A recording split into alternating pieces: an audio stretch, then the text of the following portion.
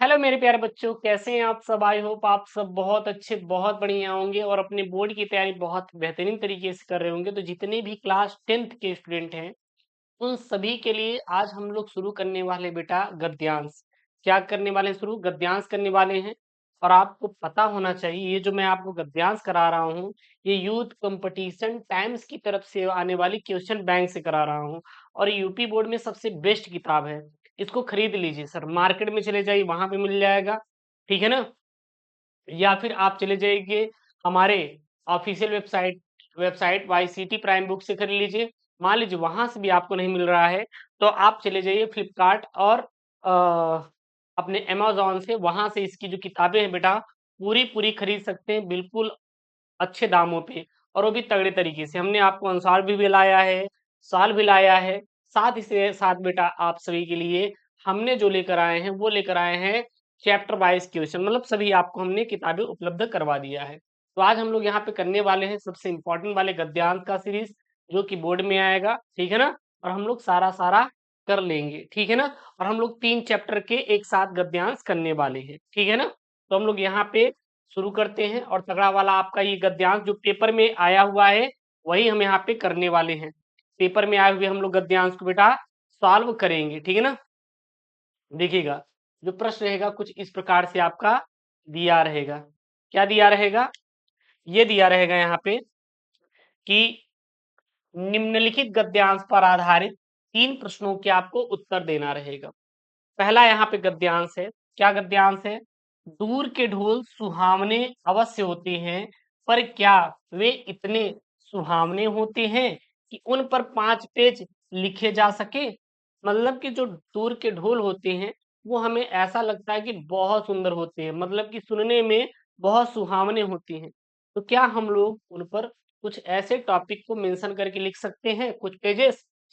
इसी प्रकार समाज सुधार की चर्चा अनादिकाल से लेकर आज तक होती आ रही है और जिसके संबंध में बड़े बड़े विज्ञों में भी विरोध है, उनको मैं 5 पेज में कैसे लिख दूं। हाँ,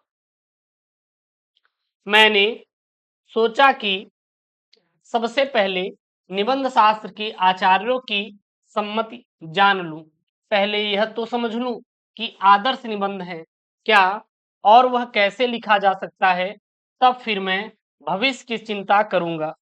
इसीलिए मैंने निबंध शास्त्र की कई आचार्यों की रचनाएं देखी है। तो सबसे पहला यहाँ पर प्रश्न है बेटा क्या है कि उपयुक्त गद्यांश का संदर्भ लिखिए, यानी कि जो गद्यांश है इसका संदर्भ लिखना है। ठीक है ना। दूसरा प्रश्न है कि दूर के ढोल सुहावने होते हैं से लेखक का क्या तात्पर्य है। और अगला है रेखांकित अंश की व्याख्या कीजिए। तो सबसे पहले यहाँ पे प्रश्न हूं कि उपयुक्त गद्यांश का संदर्भ लिखिए, सबसे पहला ये प्रश्न है। तो जरा आप देखिएगा, आप पहचानिएगा कि यहाँ पर एक शब्द आया है। क्या आया है? लिखना लिखना लिखना। फिर यहाँ पे है बेटा कि 5 पेज लिखे जा सकते, बार बार लिखना शब्द आया हुआ है। तो क्या हमारा कोई ऐसा गद्यांश है जिसका नाम क्या लिखू हो सकता है? बिल्कुल है सर। तो हम सीधा यहाँ पे लिखेंगे पहले का आंसर। क्या लिखेंगे सर पहले का आंसर? आप यही लिखेंगे कि जो संदर्भ में प्रस्तुत गद्यांश हमारी पाठ्य पुस्तक के संकलित क्या लिखें शीर्षक निबंध से उद्धृत है और इसके जो लेखक हैं वो सुप्रसिद्ध निबंधकार श्री प्रदुमलाल पुन्नालाल बख्शी जी हैं। तो क्या लिखूं के रचनाकार कौन है, लेखक कौन है? श्री प्रदुमलाल पुन्नालाल बख्शी जी हैं। अगला यहाँ पे प्रश्न है क्या है? दूर के ढोल सुहावने होती हैं, लेखक का क्या तात्पर्य है। जैसे अगर मैं आपसे बोलूं कि आपके बगल एक सरकारी स्कूल है, आप वहां पढ़ने जाइए, लेकिन आप नहीं जाएंगे। आप कहेंगे सर हम दूर पढ़ने जाएंगे, क्यों? क्योंकि दूर के स्कूल में बहुत अच्छी पढ़ाई होती है। ऐसा कौन बोलता है भाई कि दूर के स्कूल में बड़ी अच्छी पढ़ाई होती है और पास के स्कूल में अच्छी पढ़ाई नहीं होती? ऐसा कौन बोला? ऐसा होता ही नहीं। हाँ, जो दूर की चीजें होती है हमें अच्छी लगती हैं। तो यानी कि यहाँ पे यही लिखेंगे, क्या लिखेंगे हम लोग दूसरा प्रश्न का आंसर कि सर दूर के ढोल सुहावने होते हैं से लेखक का तात्पर्य है कि दूर से हर चीज सुहावने लगती है, जनपद करीब से वास्तविक कुछ दूसरा ही होता है। कहावत यही बताती है कि दूर की चीजें वास्तविकता से, दूर रचनाओं से अधिक सुंदर लगती है, लेकिन निकट पर उसकी हकीकत कुछ और ही होती है। मतलब यही कहा जा रहा है कि जब आप किसी पेड़ को देखेंगे, जब दूर से किसी पेड़ को देखेंगे तो लगेगा यार ये पेड़ तो बहुत सुंदर है, बहुत अच्छा है, बहुत मनोरम है। लेकिन जैसे ही आप उसके पास जाएंगे तो देखेंगे कि वो उतना सुंदर है ही नहीं, वो इतना अच्छा है ही नहीं। इसी पर कहा गया है कि दूर के ढोल सुहावने होते हैं। अगला यहाँ पर बेटा क्या है, ध्यान दीजिएगा। यहाँ पे अगला जो प्रश्न है, रेखांकित अंश की क्या करना है, व्याख्या करना है। रेखांकित अंश की व्याख्या में कुछ मत करना, सीधा आपका यही लिखना है, जिसके नीचे लाइन खींचा गया है बस इसी को आप आ सेम टू सेम उतार देना, अगर पेपर में नहीं आ रहा है कुछ तो, नहीं तो इसी को बढ़ा चढ़ा के लिख देना। क्या लिख देंगे देखना, सोचा कि सबसे बड़े निबंध शास्त्र के आचार्यों की सम्मति जान लूं, पहले यह समझ लूं कि आदर्श निबंध है क्या और वह कैसे लिखा जाता है, तब मैं भविष्य की चिंता करूंगा। इसी को आपको क्या लिखना है बेटा, इसी का हिंदी लिख देना है, मतलब लिख देना है। यानी कि आप सीधा लिखेंगे कि मेरे मन में विचार आया कि मैं पहले निबंध शास्त्र के आचार्यों की सम्मति जान लूं, पहले यह समझ लूं कि आदर्श निबंध क्या है और वह कैसे लिखा जाता है, तब फिर मैं भविष्य की चिंता करूंगा। ठीक है ना। अगला यहाँ पे मोस्ट इंपॉर्टेंट वाला बेटा क्या है, गद्यांश है। देखिएगा ये गद्यांश क्या है, गद्यांश यही है यहाँ पे, मगर ऐसा न आज तक हुआ है और न आगे ऐसा होगा कि दूसरों को गिराने की कोशिश तो आपको बढ़ाने के लिए की कोशिश की जा सकती है।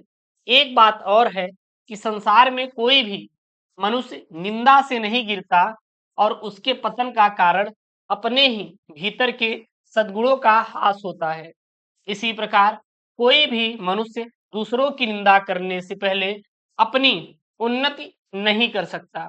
उन्नति तो उसकी तभी होगी जब वह अपने चरित्र को निर्बल बनाए और अपने गुणों का क्या करे, विकास करे, तभी उसकी क्या होगी, उन्नति होगी। तो सबसे पहला यहाँ पर बेटा प्रश्न है, सबसे पहला यहाँ पे यही प्रश्न है कि उपयुक्त गद्यांश का संदर्भ लिखिए। उसके बाद अगला है यहाँ पे, लेखक के अनुसार मनुष्य अपनी उन्नति किस प्रकार कर सकता है। फिर है रेखांकित अंश की आपको क्या करना है, व्याख्या करना है। और ये आपका जो बेटा गद्यांश है बोर्ड परीक्षा 2026 के एफजी पेपर कोड में आया हुआ है। किस में आया हुआ है, एफजी पेपर कोड में आया हुआ है। तो चलिए हर एक गद्यांश का हम लोग उत्तर कर लेते हैं। तो सबसे पहले संदर्भ लिखते हैं। क्या लिखेंगे कि यह पंक्ति प्रसिद्ध निबंधकार रामधारी सिंह दिनकर द्वारा रचित पंडित रचित ईर्ष्या तू न गई मेरे मन से लिया गया है। लेखक ने इन पंक्ति के माध्यम से ईर्ष्यालु व्यक्ति की मानसिकता पर कटाक्ष किया है। वे जताते हैं कि वे दूसरों को नीचा दिखाकर गिराकर कोई व्यक्ति खुद को आगे नहीं बढ़ा सकता। अगला और दूसरे का प्रश्न है कि लेखक क्या करना चाहता है। तो लेखक के अनुसार व्यक्ति अपनी उन्नति तभी कर सकता है जब वह अपने चरित्र को निर्भर बनाए और अपने गुणों का क्या करे, विकास करे। अगला प्रश्न था रेखांकित अंश की व्याख्या।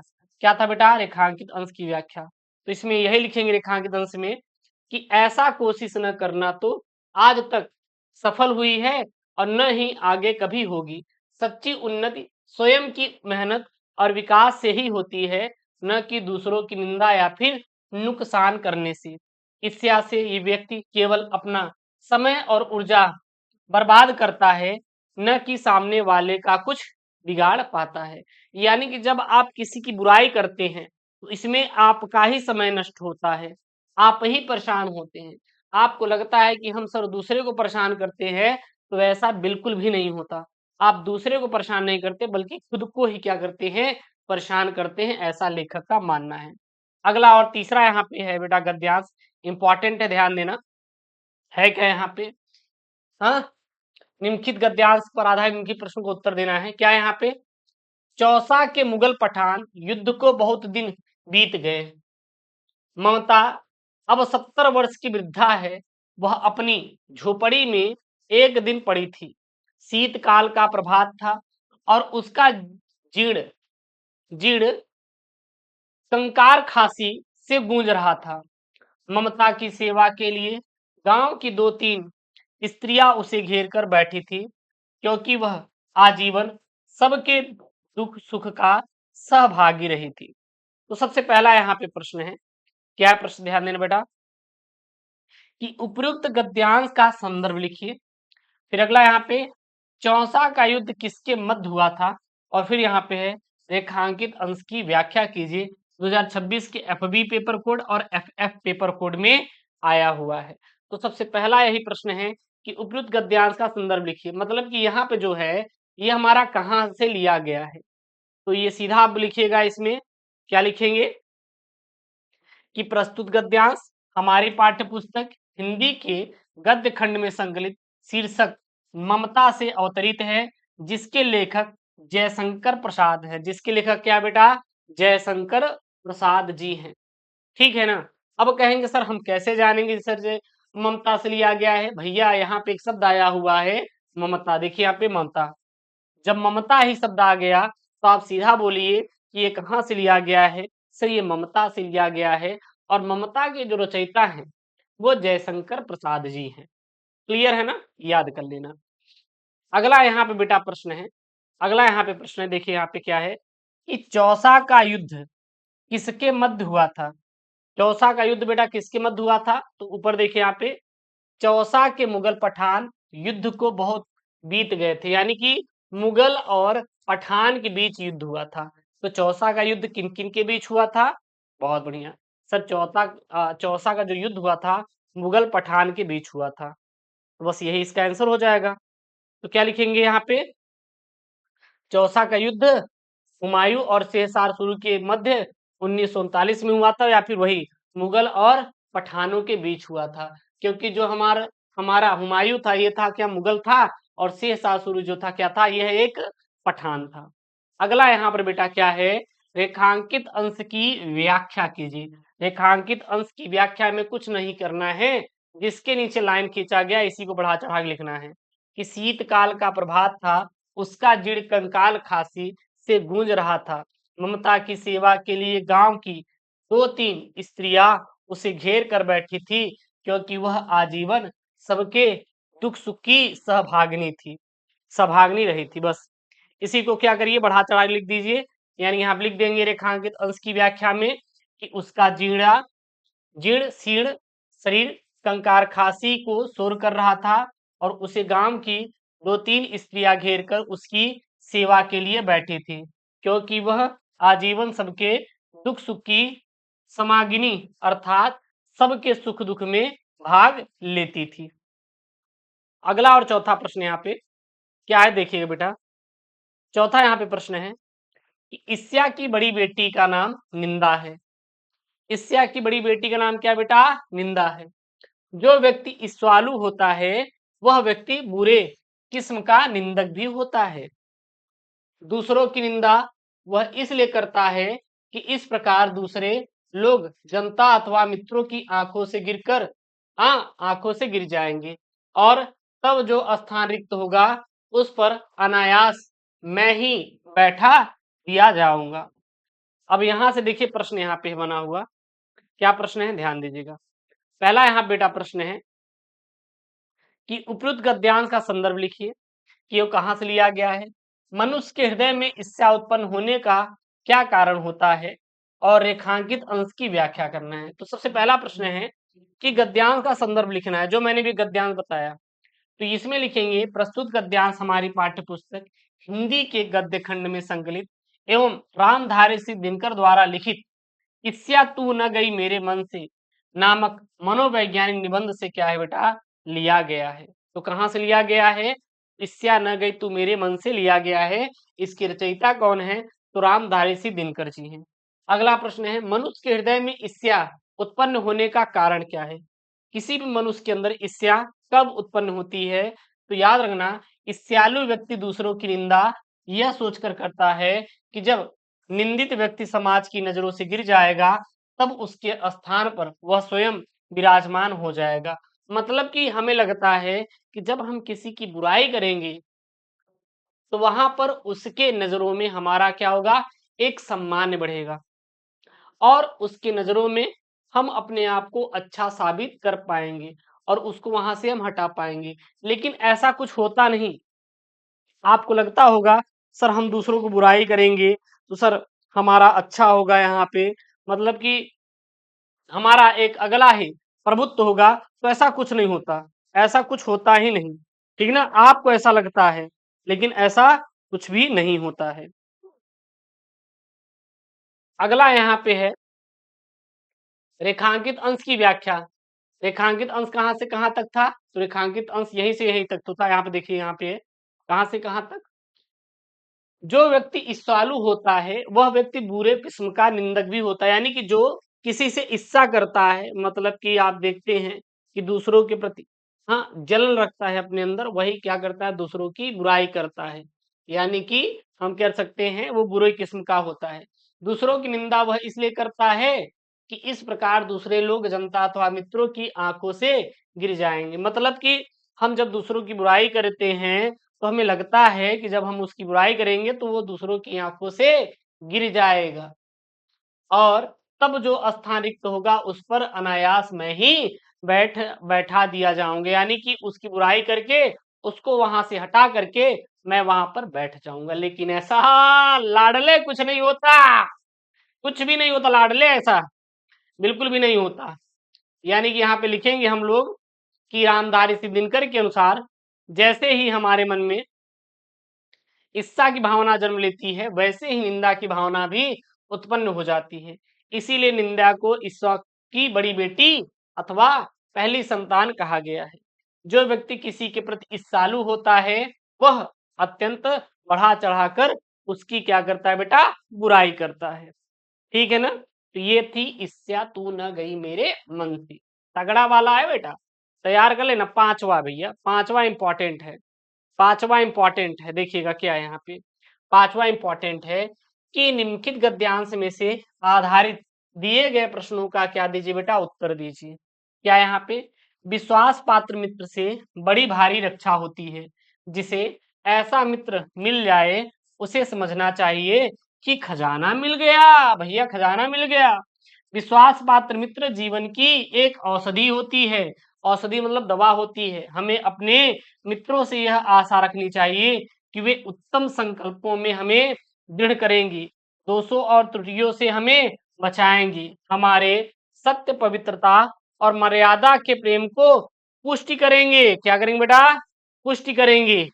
आगे लिखेंगे, जब हम कुमार्ग पर पैर रखेंगे तब वे हमें सचेत करेंगे, जब हम हतोत्साहित होंगे तब वे हमें उत्साहित करेंगे। ठीक है ना, ऐसा है। तो सबसे पहला यहाँ पर बेटा क्या है, पहला वाला है कि उपयुक्त गद्यांश का संदर्भ लिखिए। उपयुक्त गद्यांश का संदर्भ लिखना है। अगला है विश्वास पात्र मित्र को जीवन की औषधि क्यों कहा गया है। फिर यहाँ पे है रेखांकित अंश की व्याख्या कीजिए। तो इसका संदर्भ लिखना है, मतलब कि ये हमारा कहाँ से लिया गया है। अच्छी बात बताओ, यहाँ पे मित्र शब्द आ रहा है, यहाँ पर भी मित्र शब्द आ रहा है, तो आप सीधा बताइए कि ये कहाँ से लिया गया बेटा। ये लिया गया है मित्रता से। कहाँ से लिया गया भैया, मित्रता से लिया गया है। ये आप सीधा लिखेंगे संदर्भ में कि प्रस्तुत प्रस्तुत प्रस्तुत गद्यांश हमारी पाठ्य पुस्तक हिंदी के गद्य खंड में संकलित मित्रता नामक पाठ से उद्भित है, मतलब लिया गया है, जिसके रचनाकार आचार्य रामचंद्र शुक्ल हैं। तो मित्रता पाठ के रचयिता कौन है भैया, आचार्य रामचंद्र शुक्ल हैं, याद रखिएगा। अगला यहाँ पर प्रश्न है बेटा, क्या है, विश्वास पात्र मित्र को जीवन की औषधि क्यों कहा गया है। अरे भैया, जीवन की औषधि इसलिए कहा गया है कि वह आपका साथ देगा, यानी विश्वास पात्र मित्र को जीवन की औषधि इसलिए कहा गया है कि हमें अपने मित्रों से सदैव यह आशा रखनी चाहिए कि वे उत्तम संकल्पों में हमें दृढ़ करेंगे, दोषों और त्रुटियों से हमें बचाएंगे और हमारे सत्य पवित्रता और मर्यादा को पुष्ट करेंगे, और जब हम कुमार्गों पर पैर रखेंगे तब वे हमें सचेत करेंगे, जब हम हतोत्साहित होंगे तब से हमें उत्साहित करेंगे, यानी कि जब हम बहुत ही दुख में रहेंगे तो हमारा वो क्या देंगे, साथ देंगे। एग्जैक्टली आपको ऐसे मित्र बनाना चाहिए है भैया। अगला है रेखांकित अंश की व्याख्या। बेटा कुछ मत करना, जिसके नीचे यहाँ पे लिखा गया है रेखांकित अंश की व्याख्या, बस उसी को लिख देना है यहाँ पे बढ़ा चढ़ा के। क्या लिखेंगे भैया कि शुक्ल जी कहते हैं कि जिस तरह कुशल वैद्य नाड़ी देखकर तत्काल रोग का पता लगा दे लेता है, उसी प्रकार सच्चा मित्र हमारे गुणों और देशों को परख लेता है। जिस प्रकार अच्छी माता धैर्य के साथ सभी कष्टों को सहन कर मधुर व्यवहार करती हैं, ठीक उसी प्रकार सच्चा मित्र अपने मित्र को बड़े धैर्यपूर्वक कुमार्ग से हटाकर स्नेह के साथ सन्मार्ग पर लगाता है। अतः हमें ऐसा मित्र चुनना चाहिए कि जिस पर हमें यह विश्वास हो कि वह हमें कुमार्ग से हटाकर सुमार्ग की ओर ले जाएगा, मतलब कि गलत रास्तों से हटाकर सही रास्ते की ओर ले जाएगा। तो यहाँ पर मैंने आपको 1 से लेकर 5 अपने क्वेश्चन बैंक, जो हमारा क्वेश्चन बैंक है यूथ कंपटीशन टाइम्स की तरफ से आने वाला, यहाँ से मैंने आपको कुल पढ़ाए बेटा 1 से लेकर 5 महत्वपूर्ण गद्यांश के बारे में, जो कि आपके बोर्ड में आए हुए हैं। और ये जो गद्यांश है इंपॉर्टेंट है, सो प्लीज आप क्या करना है, इसे तैयार कर लीजिएगा। किसी कोई डाउट होगा तो कमेंट बॉक्स में मेंशन कर दीजिए। मिलते हैं नेक्स्ट वीडियो में दोस्तों। थैंक यू, जय हिंद, take care, bye bye, love you all.